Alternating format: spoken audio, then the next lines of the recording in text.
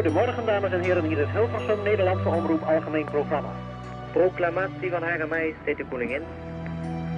Mijn volk, nadat ons land met angstvallige nauwgezetheid al deze maanden een stipte neutraliteit had in acht genomen, en terwijl het geen ander voornemen had dan deze houding streng en consequent vol te houden, is in de afgelopen nacht door de Duitse Weermacht zonder de minste waarschuwing een plotselinge aanval op ons gebied gedaan. Het algemeen hoofdkwartier deelde ons hedenochtend om 5:15 het volgende mede. Van 3 uur af hebben Duitse troepen de grens overschreden. Vliegaanvallen zijn geprobeerd op enkele vliegvelden. Weermacht en afweer zijn paraat bevonden.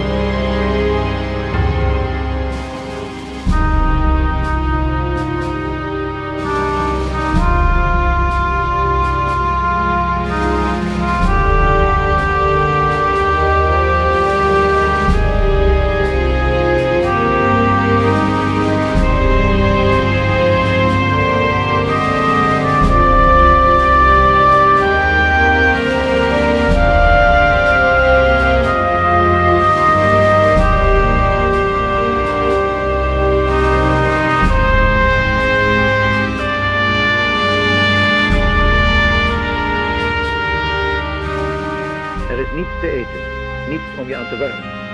Verkleumd en hongerig gaat iedereen op zoek. Duizenden trekken te voet met kinderwagens en karren naar het platteland om wat voedsel te bemachtigen. Ze eten bloembollen en suikerbieten.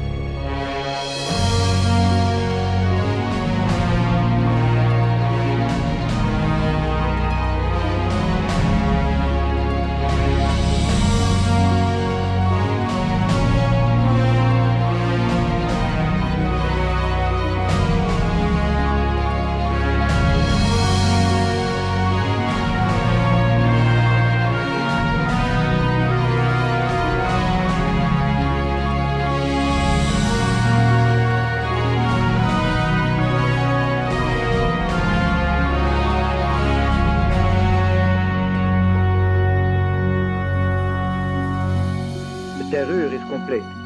De meeste Joden zijn gedeporteerd. Het verzet krijgt zware klappen.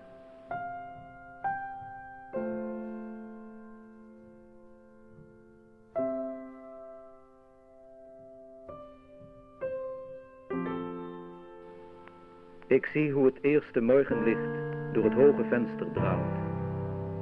Mijn God, maak mij het sterven licht. En zo ik heb gefaald, gelijk een elk wel falen kan, schenk mij dan uw genade. Opdat ik heen ga als een man, als ik voor de lopen sta.